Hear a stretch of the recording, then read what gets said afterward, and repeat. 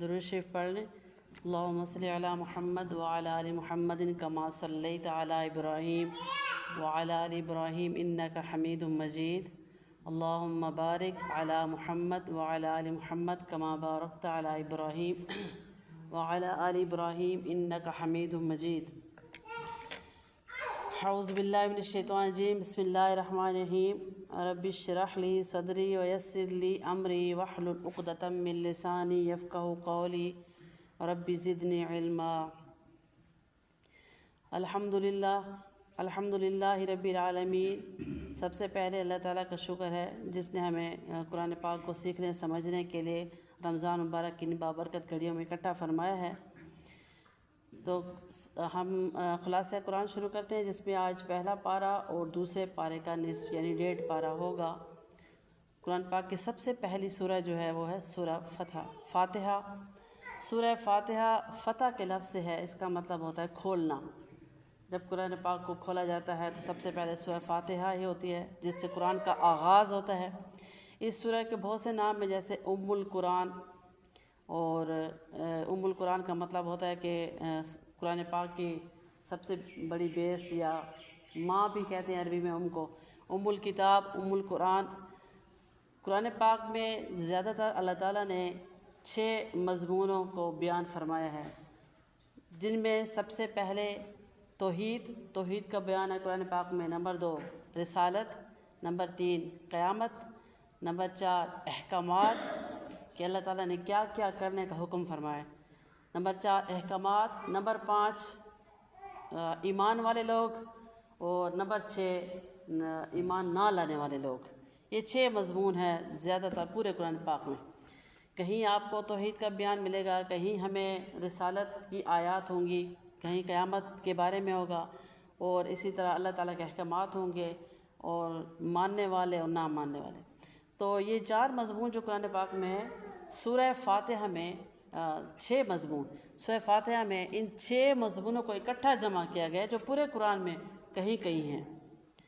تو سورہ فاتحہ کے بارے میں حضرت علی رضی اللہ تعالیٰ عنہ کا قول ہے کہ اگر صرف سورہ فاتحہ کی تفسیر کی جائے تو 70 اونٹ بھی اس تفسیر کے اوراق کو اٹھانے میں کم پڑ جائیں گے، صرف سورہ فاتحہ کی۔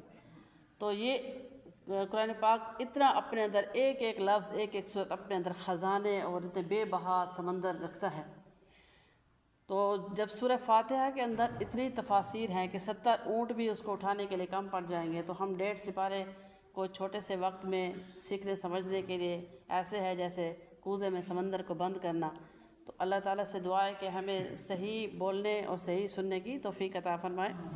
تو سورہ فاتحہ ایسی ہی فضیلت والی سورہ ہے جس میں اللہ تعالیٰ نے 6 مضامین کو اکٹھا فرما دیا، اس لیے 5 وقت کی نماز کی ہر رکعت میں اس کو پڑھنے کا حکم دیا گیا ہے۔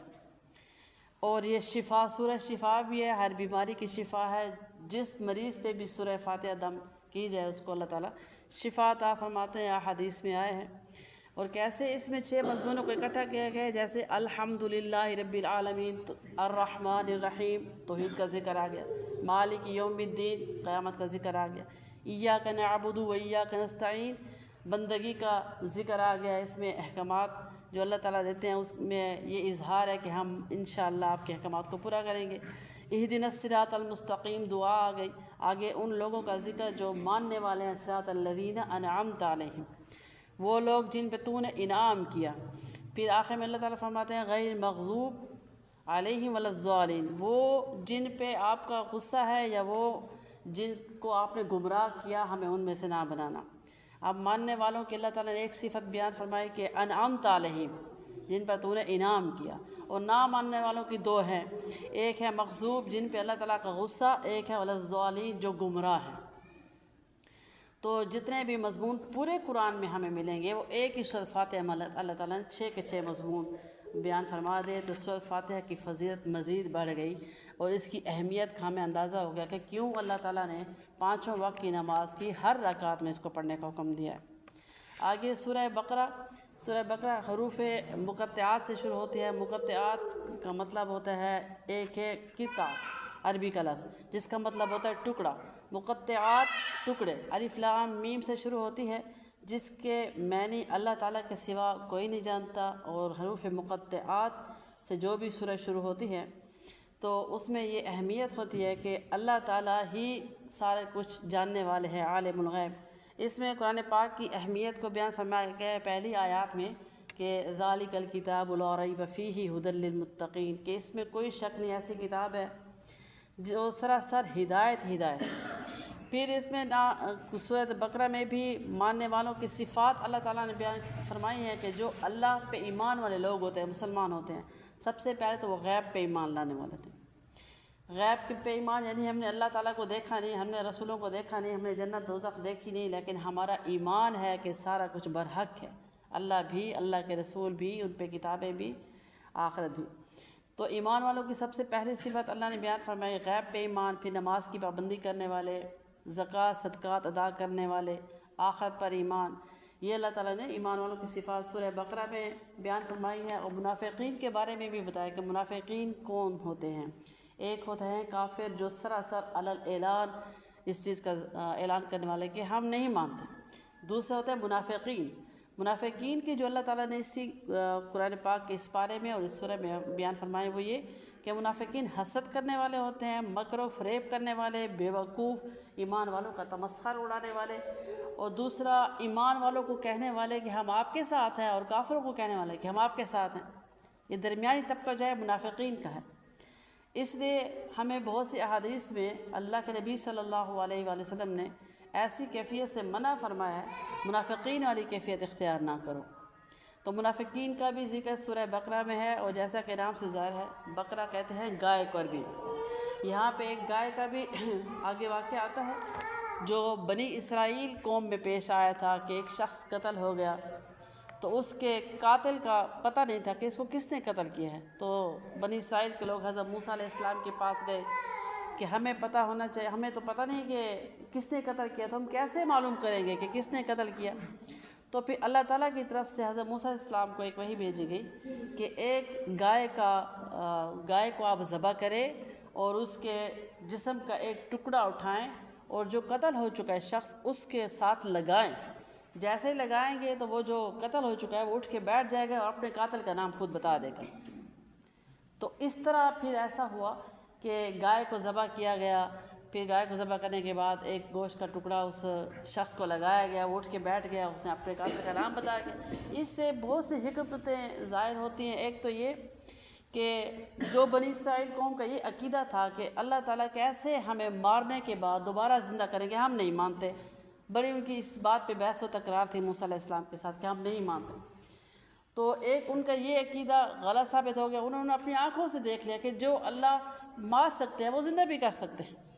اللہ کے حکم سے جیسے ہی اس مقتول کو وہ لگا ٹکڑا لگا، اٹھ کے بیٹھ گیا، اس نے اپنے قاتل کا نام بتا دیا۔ تو ایک تو یہ بات واضح ہو گئی۔ دوسرا اس بنی اسرائیل قوم میں یہ بیماری تھی کہ وہ گائے کے بچھڑے کی پوجا کیا کرتے تھے، جس سے موسیٰ علیہ السلام کو بڑا منع کرتے تھے کہ وحدہ لا شریک تو اللہ تعالیٰ کی ذات ہے، اور مجھے اللہ نے یہ پیغام دے کے بھیجا ہے کہ لوگوں کو اللہ کی طرف بلاؤں، یہ تم نے کون سا معبود بنا لیا ہے؟ گائے کے ایک بچڑے کو انہوں نے اپنا معبود بنا لیا تھا۔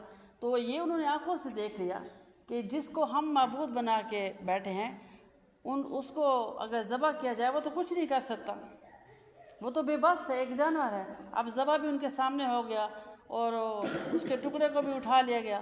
تو معبود کی یہ صفات تو نہیں ہوتی، معبود تو وہ ہوتا ہے جو لم یلد ولم یولد ہو، جو نہ کسی کا باپ ہو نہ کسی کا بیٹا۔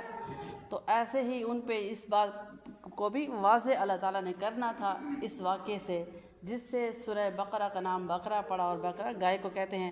پھر اسی سورہ میں اسی پارے کے آگے اللہ تعالیٰ نے حضرت آدم علیہ السلام کا ذکر کیا کہ کیسے آدم علیہ السلام کو بنایا گیا۔ تو فرشتوں کا کیا اللہ تعالیٰ کے ساتھ ایک بات طے ہوئی، اللہ تعالیٰ کو فرشتوں نے کہا کہ ہم آپ کی عبادت کرنے والے ہیں، تو آپ نے کیوں آدم علیہ السلام کی تخلیق کی؟ تو اللہ نے فرمایا کہ جو میں جانتا ہوں وہ آپ نہیں جانتے۔ آدم علیہ السلام کو علم کی وجہ سے فضیلت ملی۔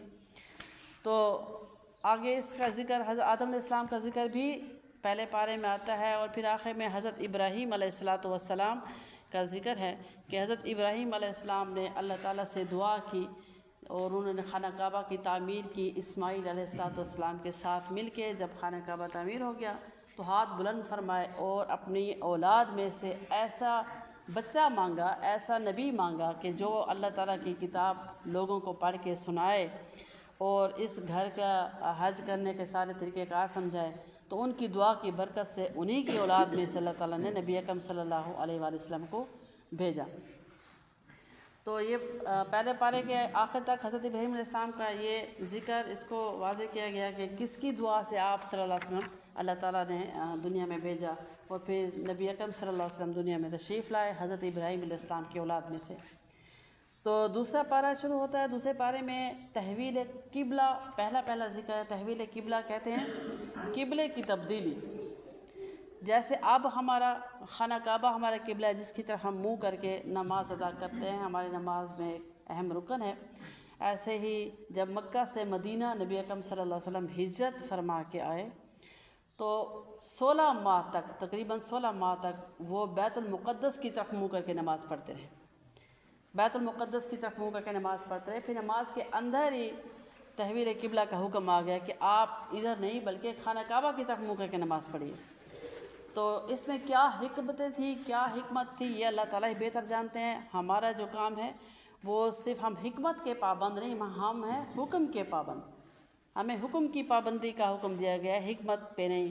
مسئلہ یہ کہ اب ہم اس بارے میں سوچیں کہ اللہ تعالیٰ نے روزہ کیوں فرض کیا ہے ہم پہ. بھوکا پیاسا رہنا, حلال رزق کو, حلال کام کو اپنے اوپر بند کر دینا, منع فرما دینا, اس میں کیا حکمت تھی. تو ہمارا کام حکمت کو سوچنا نہیں ہوتا, ہمارا کام ہوتا ہے حکم ماننا بغیر کسی چوں چرا.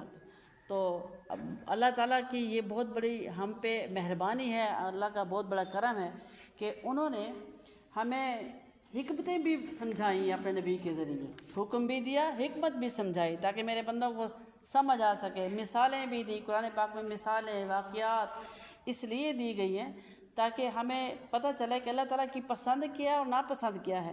کن لوگوں کو اللہ نے پسند فرمایا, آخر ان میں کیا وجوہات تھی, وہ کیسے لوگ تھے, اور کن لوگوں کو اللہ نے ناپسند فرمایا, ان کی کیا وجوہات تھی. یہ دونوں گروپوں کو اللہ نے واضح کر کے قرآن پاک میں اس لیے ہمیں بتایا تاکہ ہم اپنی زندگی کا صحیح راستہ چن سکیں کہ جس راستے پہ چلنا ہے تو ہماری آخرت کا سفر آسان ہوگا. دنیا تو ہے ایک گزرگاہ, جیسے حدیث میں ہے کہ یہ ایک گزرگاہ ہے, یہاں ہم آئے ہیں اپنا ضروریات زندگی پوری کرنے کے لیے, مقصد حیات نہیں ہے. مقصد حیات وہ ہوتی ہے جو ہے ہمارا ایک ٹارگیٹ ہو جہاں پہ ہم نے اس کو پورا کرنا ہے, اور ہمارا ٹارگیٹ جو اللہ نے ہمیں بتایا وہ صرف آخرت ہے. یہاں سے تو ہم نے گزر جانا ہے, اور کیسے گزرنا ہے, ایسے نہیں کہ شتر بے بہار کی طرح کہ ہمیں کوئی سلیبس نہیں دیا گیا, ہمیں کوئی راستہ نہیں دکھایا گیا, اپنی مرضی کی زندگی ہم گزاریں. اپنی مرضی کی جو زندگی گزارتے ہیں ان کو کافر کہتے ہیں. جو مسلمان ہے اس کی مہار تو اللہ کے ہاتھ میں ہے, جیسے جیسے اللہ ہمیں چلائیں گے ہم نے ویسے چلنا ہے. تو کیسے چلنا ہے, اس چلنے کے لیے اللہ تعالیٰ نے قرآن پاک میں واضح الفاظ بیان فرما دیے ہیں, اور انبیاء کی کہانیاں بھی, قصے بھی, مثالیں بھی, اس لیے ہمیں سمجھانے کے لیے قرآن پاک کو پھر اللہ نے فرمایا کہ ھدی للمتقین. اس کو ہدایت وہی سمجھے گا جو متقی پرہیزگار ہوگا. تو دوسرے پارے میں سب سے پہلے جو مضمون آتا ہے وہ ہے تحویل قبلہ, یعنی خانہ کعبہ ہمارا قبلہ کب بنا اور کیوں بنا. تو جو کیوں والا سوال ہے وہ میں نے پہلے عرض کیا کہ ہمیں حکمت نہیں جاننی, ہم نے تو حکم دیکھنا ہے. اس کے آگے جو مضمون آتے ہیں بہت سے مضامین ہیں, ہم نے چونکہ دوسرے پارے کے نصف تک پڑھنا ہے, اسی میں آتا ہے کہ شہید کا درجہ بھی اس میں لکھا گیا ہے. شہادت جو پاتا ہے, سب سے اول جو شہادت ہے وہ جہاد فی سبیل اللہ میں اپنی جان کا نذرانہ پیش کرنا, اس کو شہید کہتے ہیں. پھر اس کے بعد شہید کے بھی مختلف درجے ہیں کہ کون کون سی موت ہے جس کو شہادت کی موت کہا جاتا ہے. جیسے پیٹ کی بیماری میں کوئی فوت ہو گیا, حدیث کی روشنی میں وہ بھی شہید ہے. ایسے ہی پانی میں ڈوب کے مار جانا وہ بھی شہید ہے, آگ میں جل کے مار جانا یہ بھی شہید ہے. اسی طرح جو عورت ہوتی ہے بچہ جننے میں ولادت کے دوران جو فوت ہو جاتی ہے وہ بھی شہید ہے. شہادت کے مختلف مرتبے ہیں. پھر سب سے جو اول شہادت ہے وہ ہے جہاد فی سبیل اللہ, اور جہاد کا اصل مطلب شریعت کی روح سے وہ ہے کہ کافر کے مقابلے میں جب مسلمان اللہ کا نام بلند کرنے کے لیے لڑتا ہے, اس میں اس کی جان چلی جاتی ہے تو اس کو جہاد بھی کہتے ہیں اور شہادت بھی کہتے ہیں۔ تو شہادت کے بارے میں بھی اللہ تعالیٰ نے اسی میں مضمون فرمایا ہے دوسرے بارے میں کہ شہید کو کبھی مردہ نہ کہو، وہ زندہ ہے اللہ کے نزدیک ولیکن لا تشعرون، لیکن تم اس کا شعور نہیں رکھتے۔ شعور سے مراد یہ ہے کہ اللہ تعالیٰ نے ہمیں اپنے ذہن کی لمٹ بتائی ہے کہ تم وہاں تک سوچ نہیں سکتے کہ ایک بندہ دنیا چھوڑ گیا ہے، ہماری زندگی سے وہ چلا گیا ہے، لیکن اللہ تعالیٰ فرما رہے ہیں کہ وہ زندہ ہے۔ اب اس پہ انسانی ذہن سوچنے پہ مجبور ہو جاتا ہے کہ کیسے زندہ ہوگا، تو اللہ نے فرمایا کہ اتنا آپ سوچیں نہیں، کیونکہ میں نے آپ کو اتنا شعور دیا ہی نہیں ہے کہ اس جہان کی زندگی کے بارے میں آپ سوچ سکیں۔ یہ اللہ اور بندے کا معاملہ ہے کہ جو زندہ ہوتا ہے، جس نے اتنی بڑی قربانی دی ہے، انسان کو اپنی جان اتنی پیارے کہ کوئی اپنے ہاتھ سے اپنے آپ کو سوئی تک نہیں چبھو سکتا، اس نے اپنی جان پیش کر دی، اللہ کے حوالے کر دی۔ تو اللہ تعالیٰ نے بھی اس کو ایسا مرتبہ عطا فرمایا کہ قبر میں بھی اس کو رزق دیا جاتا ہے، وہ کھا رہا ہوتا ہے، پی رہا ہوتا ہے۔ یہ اور بات ہے کہ وہ دنیا سے چلا گیا، تو اس چیز کا ہم شعور نہیں رکھتے، نہ ہم اپنے ذہن کو اس بات میں پھنسائیں گے۔ ہمارا کام ہے سمعنا واطعنا، ہم نے اللہ کی بات سنی اور مان لی کہ جیسے اللہ فرما رہے ہیں وہ صحیح ہے۔ شہید زندہ ہوتے ہیں، ان کا جنتوں میں جاتے ہی نکاح کر دیا جاتا ہے حوروں کے ساتھ، ان کو رزق بھی دیا جاتا ہے۔ تو یہاں پہ اللہ نے فرمایا کہ ولیکن لا تشعرون، آپ اس چیز کا شعور نہیں رکھتے۔ ایسے ہی آگے بھی اللہ تعالیٰ نے پھر اپنے نشانیوں کے بارے میں بھی دوسرے پارے میں رکوع میں فرمایا، جو شروع ہو رہا ہے کہ ان فی خلق السماوات والارض واختلاف اللیل والنہار، کہ یہ اللہ تعالیٰ کی نشانیاں دیکھو کہ زمین آسمان کا بننا، کافروں کے لیے بھی مسلمانوں کے لیے بھی اللہ تعالیٰ اس توحید کا ذکر فرما رہے ہیں کہ کیسے تخلیق کی اللہ نے آسمانوں کی۔ کبھی غور کیا ہے آسمان کو دیکھ کر؟ دنیا کے جس کونے میں بھی چلے جاؤ، اوپر چھت آسمان ہوگی، نیچے پیروں کے نیچے زمین ہوگی، اس کا کوئی اختتام ہی نہیں ہے۔ تو ایسی چیز کو جب اللہ تعالیٰ نے بنائے کن فیکون سے، اپنے حکم سے، اپنی قدرت سے، کبھی کسی سے کوئی مشورہ نہیں لیا، تو اس تخلیق کو دیکھ کے سوچو کہ کون ہے اس کا بنانے والا؟ اللہ تعالیٰ ہی ہے، اللہ کی ذات ہے بنانے والی۔ کسی انسان کا کام تو ہے نہیں بغیر پلر کے، بغیر ستون کے اس چھت کو کھڑا کر دینا۔ انسان تو جو بھی ہماری نظر میں بنانے والا، عمارتیں بنانے والے ہوتے ہیں، ان کے لیے چھت کو سہارا دینے کے لیے دیواریں ہوتی ہیں، درمیان میں پلر ہوتا ہے۔ یہ کسی ایسے کمزور معبود کا نعوذ باللہ کام نہیں ہے، یہ اللہ تعالیٰ کا ہی کام ہے۔ جیسے اللہ تعالیٰ قرآن پاک میں آگے فرماتے ہیں کہ افلم ينظروا الى السماء کیف بنیناها، کہ دیکھو آسمان کی طرف میں نے کیسے بنایا کہ تمہیں ایک سوراخ بھی کہیں سے نظر نہیں آئے گا۔ اور پھر ایک آسمان ہی ساتوں آسمان تہ بتہ بنائے اسی طرح۔ اور پھر یہ بھی فرما دے کن فیکون سے بنایا ہے، ساتوں آسمانوں کو 6 دنوں میں بنایا ہے۔ ایسے اتنے بڑے اللہ تعالیٰ کے لیے وہ پریشانیاں جن سے ہم اپنے آپ کو پریشان رکھتے ہیں، اس کے لیے کیا اہمیت رکھتی ہیں وہ پریشانیاں۔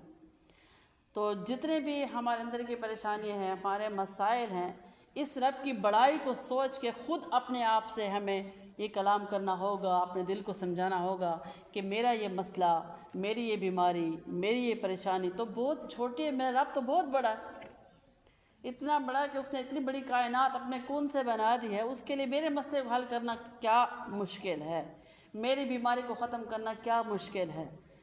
تو یہ تعلق اس وقت بنے گا، ہمارا ایمان اس وقت بنے گا اس بات پہ ہم آمادہ ہوں گے کہ ہماری پریشانیاں بھی چھوٹی ہیں، ہمارے مسائل بھی چھوٹے ہیں، ہماری بیماریاں بھی چھوٹی ہیں، اللہ تعالیٰ کی ذات بہت بڑی ہے۔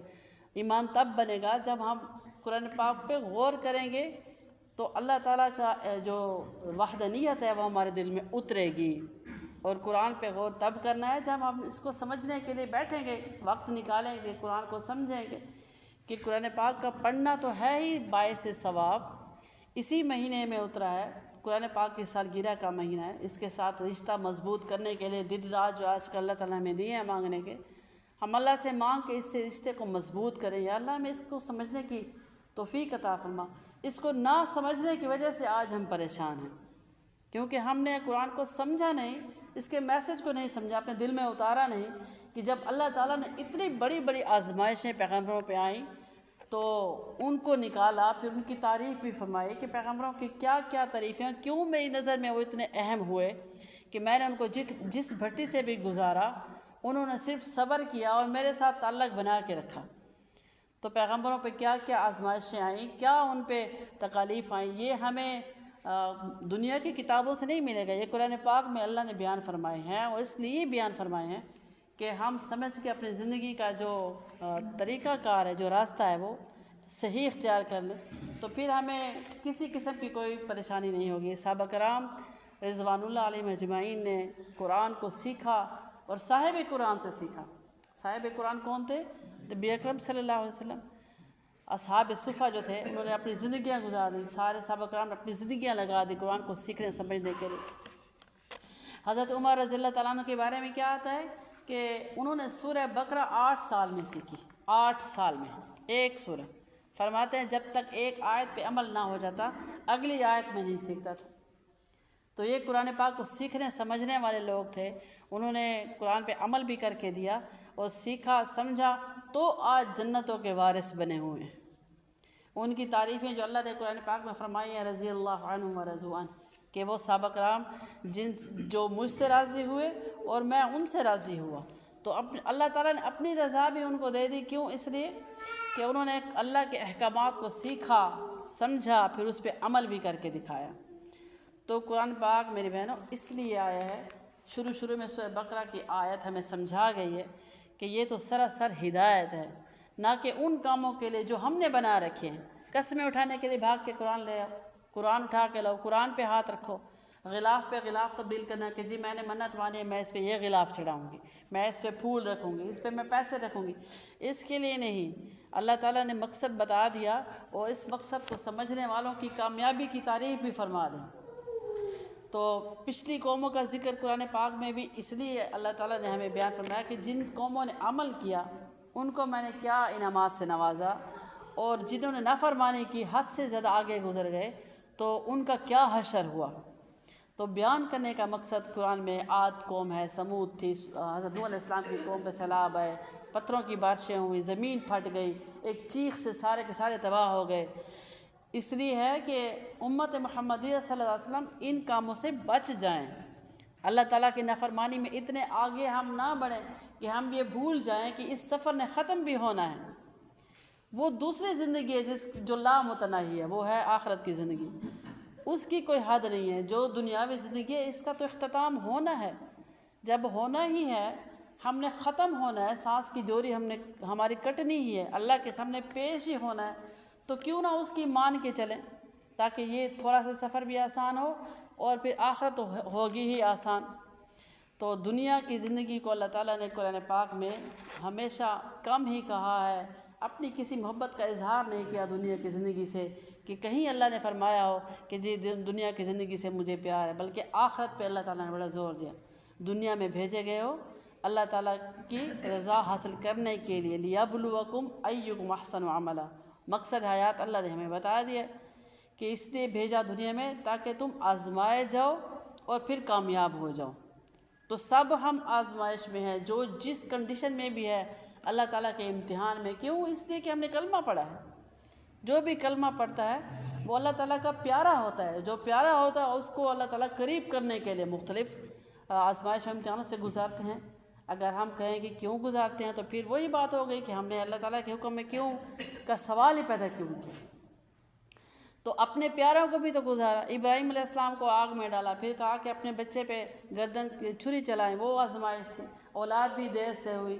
یوسف علیہ السلام کو کنویں میں ڈالا گیا، نوجوان بچے تھے، کنواں ایسا کنواں کہ جو اندھا کنواں تھا، خشک تر، کانٹوں بھرا، تو وہاں تو موت تو یقینی تھی، آزمائش تھی، نکالا گیا، پھر قیدی بنایا گیا۔ قید کی کتنی اذیتیں ہوتی ہیں وہ، اس کے بعد پھر اللہ تعالیٰ نے تخت و تاج سے بھی نوازا، مصر کا بادشاہ بنا دیا۔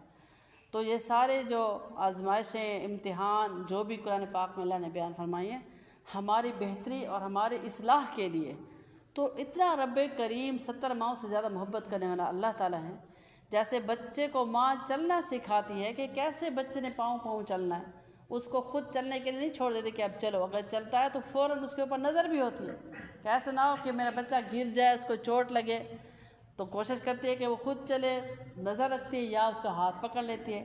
تو ایسے ہی اللہ تعالیٰ نے بھی اپنی محبت کی مثال حدیث میں دی کہ 70 ماؤں سے زیادہ پیار کرنے والا ہوں، تو بندے کو چلنا سکھاتا ہوں کہ کیسے تو نے چلنا ہے، تاکہ اگلی زندگی جو ہے، جو ہمیشہ ہمیشہ کی زندگی ہے، ہزاروں سال سے گئے لوگ آج تک واپس نہیں آئے، اور ان کو کتنا عرصہ ہو گیا قبروں میں، सोए हुए चूर चूर हो गई हैं उनकी हड्डियाँ भी, लेकिन वापसी नहीं है इस जहान की, आगे का सफ़र आगे ही आगे है, आगे ही आगे। तो उस ज़िंदगी को बेहतर बनाने के लिए अल्लाह ताला ने कुरान पाक उतारा, और इसमें जो 6 मज़मून मैंने पहले अर्ज़ किया कि सबसे पहले किस चीज़ का ज़िक्र है कुरान में, तौहीद का है और रिसालत का है। नंबर 3 फिर दोहरा देती हूँ, तौहीद, रिसालत और अहकामात, ठीक है, अहकामात कि क्या क्या हमने करना है क्या नहीं करना। और दूसरा जो है क़यामत का ज़िक्र है, नंबर 4 क़यामत का ज़िक्र है कुरान पाक में, और नंबर 5 मानने वालों का, और नंबर 6 ना मानने वालों का। तो दूसरे पारे में जहाँ शहादत का मर्तबा बताया गया, उसके बाद यहाँ रोज़ों का भी ज़िक्र आया कि अल्लाह ताला ने फरमाया कि रोज़े फ़र्ज़ किए गए, अलैकुमुस्सियाम कमा कुतिबा अलल्लज़ीना मिन क़ब्लिकुम लअल्लकुम तत्तक़ून, सिर्फ आप पे फ़र्ज़ नहीं किए गए बल्कि आपसे पहली उम्मतों पे भी फ़र्ज़ किए गए थे। वो इसलिए फ़र्ज़ किए गए थे कि हर उम्मत की अपनी अपनी शरीयत होती है, नमाज़ें होती हैं, रोज़े होते हैं, और ऐसी उम्मतें भी गुज़रे जिन पे 6-6 महीनों के रोज़े थे और उन्होंने रखे। अल्लाह ताला ने हमारे लिए बहुत सी आसानियाँ पैदा फरमाई, तो फिर भी हम इबादत से जान चुराने वाले ही हैं। अगर हम आसानियाँ देखें कि इस उम्मत पे सिर्फ़ 1 महीने के रोज़े हैं, और उसमें भी अल्लाह ताला ने ऐसी ऐसी फजीलतें अता फरमाई जो पहली उम्मतों को नहीं दी गई थी। तो रोज़े फ़र्ज़ किए गए। अब हम सोचें कि रोज़ा हमारा भूखा प्यासा रहने से अल्लाह ताला को नाउज़ुबिल्लाह क्या फ़ायदा होता है। अल्लाह ताला ने हमारा तकवा देखना है। अब हम जानवर ज़बह करते हैं, इसमें अल्लाह ताला को क्या मिलता है? ख़ुद अल्लाह ने कुरान में बता दिया कि आप जो जानवर कुर्बान करते हैं, कुर्बानी पे इब्राहीम अलैहिस्सलाम की सुन्नत पूरी करते हुए, मेरे तक ना खून पहुँचता है ना गोश्त। 17 पारे में अल्लाह ने वाज़ेह फरमा दिया, वलाकिन यनालहु तक़वा मिनकुम, जो मुझ तक पहुँचता है वो आप लोगों के दिल का तकवा है कि इस हुक्म को पूरा करने के लिए कौन खुशी खुशी अदा करता है। तो अल्लाह ताला की शान में ज़रा बराबर भी बढ़ोतरी नहीं होती, ना ही हमारा वो इबादत ना करने से अल्लाह की शान में कमी होती है। तो हमारे जो इबादत है वो हमारे अपने लिए हैं कि हम हुक्म मानने के, अल्लाह ने हमें पैदा ही इसलिए किया है कि हम अल्लाह का हुक्म मानें। मुसलमान का क्या मतलब है? मुस्लिम का मतलब है फर्मा बरदार। वो कौम जो निहायत फर्मा बरदार है उसको मुसलमान कहते हैं। तो हम अपने अपने गरीबां में देख लें कि हम कितने हद तक फर्मा बरदार हैं अल्लाह ताला के, और कितने हद तक हम अपने आप के फर्मा बरदार हैं। ख्वाहिशात के पीछे चल के जो हम ज़िंदगी गुजारें, ये तो हमारी अपनी फर्मा बरदारी हुई। तो अल्लाह ताला का फर्मा बरदार बन के गुजारना है, क्योंकि अल्लाह ही के सामने पेश होना है, और बहुत कठिन मंजिल है। कब्र, हशर, बड़ी बड़ी मंजिलें आगे ठहरी हैं। हमें तो दुनिया के गम ही भूल जाएंगे कि जिन परेशानी में हम घिरे हुए हैं, ये तो बहुत कम है। तो इसलिए अल्लाह ताला ने कुरान पाक में जो मकसद बताया है रोज़े का, वो ये है कि लअल्लकुम तत्तकून, ताकि तुम परहेज़गार बन जाओ। ट्रेनिंग दी जा रही है हमें कि परहेज़गारी क्या होती है। जैसे फ़ौजियों को सिखाया जाता है आग से कैसे गुजरोगे, अगर कोई ऐसा वक्त आ गया समंदर को क्रॉस करना पाए, दरिया को पार करना पाए, तो कैसे करोगे। ये सारी फ़ौजियों को ट्रेनिंग दी जाती है, गोली कैसे चलाओगे, कैसे महाज पे बैठोगे। ऐसे ही अल्लाह ताला हमें एक ट्रेनिंग दे रहे हैं कि अगर भूखा प्यासा रहना पड़ जाए तो कैसे सब्र करोगे, सब्र का दामन कैसे पकड़ना है। अब रोज़े में है कि आपने लग़वियात नहीं कहनी, किसी से लड़ना झगड़ना नहीं है, ज़ुबान को कंट्रोल करना है कि मैं रोज़ा से हूँ, मेरा रोज़ा ख़राब ना हो। ये अल्लाह ताला हमें तकवा सिखा रहे, परहेज़गारी, कि जब रोज़े गुजर जाएंगे, ऐसी कैफियत होना पड़ी तो कैसे करोगे। क्योंकि ये वाले काम तो अल्लाह ताला को गैर रमज़ान में भी पसंद हैं, सिर्फ रमज़ान में नहीं बल्कि गैर रमज़ान में भी पसंद हैं। लड़ना झगड़ना, लग़वियात, ग़ीबत, चुगली, हसद, कीना, बुग़्ज़, ये तो गैर रमज़ान में भी हमें मना है। तो अल्लाह ताला रमज़ान में रोज़े के ये मकासद बना दिए कि रोज़ा रखोगे तो इन असूलों को भी पूरा करोगे। जब हमने नफ्स की गर्दन पे पैर रखना शुरू किया रमज़ान में, तो इस रमज़ान की बरकत से अल्लाह ताला हमें सारी ज़िंदगी इन अमाल पे अमल का तौफ़ीक अता फरमाएगा। तो इसलिए अल्लाह ने फरमाया कि लअल्लकुम तत्तकून, मैं तुम लोगों को परहेज़गार बनाना चाहता हूँ। भूखा प्यासा रहना मकसद नहीं है। मकसद ये है कि जो अल्लाह ताला ने हमें रोज़े का ड्यूरेशन दिया है कि ये सहरी से लेके अफ्तारी तक, इस लम्हे में आपने कैसे पाबंद रहना है, उसको पूरा करना है। फिर जब अफ्तारी होती है तो फिर अल्लाह ताला देखते हैं कि मेरे बंदे ने क्या क्या तकाज़े मेरे हुक्म के मुताबिक पूरे किए, تو پوری دنیا کے حشرات، سمندر کی مچھلیاں، کیڑے مکوڑے، سب کو اللہ تعالیٰ ایک ہی کام پہ لگا دیتے ہیں کہ جو میری وجہ سے سارا دن میرے حکموں کو پورا کرتا رہا، اب اس نے ہاتھ اٹھانے ہیں تو آپ نے آمین کہنی ہے۔ عرشوں کے فرشتے بھی، فرشوں کے کیڑے بھی، سمندر کی مچھلیاں بھی ایک ہی کام میں لگ جاتی ہے کہ میرے بندے کی کوئی دعا رد نہ ہو۔ معصوم مخلوق آمین کہے گی تو کہاں رد ہوگی؟ تو یہ تو انعام اللہ تعالیٰ اسی وقت دے دیتے ہیں، افطار کے وقت۔ پھر آخر رمضان میں جو آخری روزہ ہوتا ہے اس میں سارے روزوں کا پھر ایک الگ سے انعام ملتا ہے، پھر عید کی رات الگ سے انعام ملتا ہے، پھر صبح عید الگ سے انعام ہے، انعام کی صورت میں عید مل جاتی ہے۔ تو اللہ تعالیٰ کا نام بھی شکور ہے۔ شکور کا مطلب ہوتا ہے قدردان، قدر کرنے والا۔ ہم ایک قدم اللہ کی طرف بڑھائیں گے فرما برداری میں تو اللہ تعالیٰ بھی ہمارے اس قدم کی قدردانی کرنے والے ہیں، قدر کرنے والے ہیں۔ تو یہ اللہ نے سورہ بقرہ میں روزوں کا مقصد بیان فرمایا۔ پھر آگے احکامات بھی بیان فرمایا کہ اگر کوئی سفر میں ہے، مریض ہے، دودھ پلانے والی ماں ہے، حاملہ عورت ہے تو وہ روزہ نہیں رکھ سکتی، تو بعد کے ایام میں روزہ رکھ لے تو یہ اس کا روزے کا فدیہ کفارہ بھی ہوگا، اور قضا کرنے کی صورت میں بعد میں رکھنا اس کے لیے جائز ہوگا۔ تو دعا کا مقصد بھی اسی پارے میں ہے، وَإِذَا سَأَلَكَ عِبَادِي عَنِّي فَإِنِّي قَرِيب۔ اللہ تعالیٰ فرماتے ہیں کہ جب انسان دعا مانگتا ہے اللہ تعالیٰ کے فَإِنِّي قَرِيب، تو میں اس کے زیادہ قریب ہو جاتا ہوں۔ اب قریب تو اللہ تعالیٰ ہیں ہی ہم سب کے، زیادہ قریب کیسے ہو جاتے ہیں؟ یہ اللہ تعالیٰ نے اپنی محبت کا اظہار بندے سے فرمایا، جس کو ہم نہیں سوچ سکتے، جس طرح شہید کا رزق نہیں سوچ سکتے کہ دنیا سے شہید چلا گیا تو قبر میں کیسے کھا رہا ہوگا۔ تو اللہ نے فرمایا وَلَٰكِن لَا تَشْعُرُونَ، تم وہ شعور ہی نہیں ہے۔ تو ایسے ہی یہاں پہ جیسے اللہ تعالیٰ نے فرمایا کہ روزے کے بارے میں، دعا کے بارے میں، جزاک اللہ، کہ وَإِذَا سَأَلَكَ عِبَادِي عَنِّي فَإِنِّي قَرِيب، تو قرب جو ہے اللہ تعالیٰ کا وہ تو قریب ہیں ہی، وَنَحْنُ أَقْرَبُ إِلَيْهِ مِنْ حَبْلِ الْوَرِيدِ۔ اللہ تعالیٰ 26 پارے فرماتے ہیں کہ میں بندوں کے شہرک سے بھی زیادہ قریب ہوں۔ قرب تو اللہ تعالیٰ کا ہمارے ساتھ ہے۔ پھر جب اللہ فرماتے ہیں کہ ہاتھ بلند کرتے ہیں، وَإِذَا سَأَلَكَ، جب سوال کرتا ہے میرا بندہ مجھ سے، تو انی ہے کہ مجھ سے جب سوال کرتا ہے، یعنی اور کسی کے آگے ہاتھ نہ پھیلانا اللہ کو پسند نہیں ہے، کسی سے سوال کرنا اللہ کو پسند نہیں ہے۔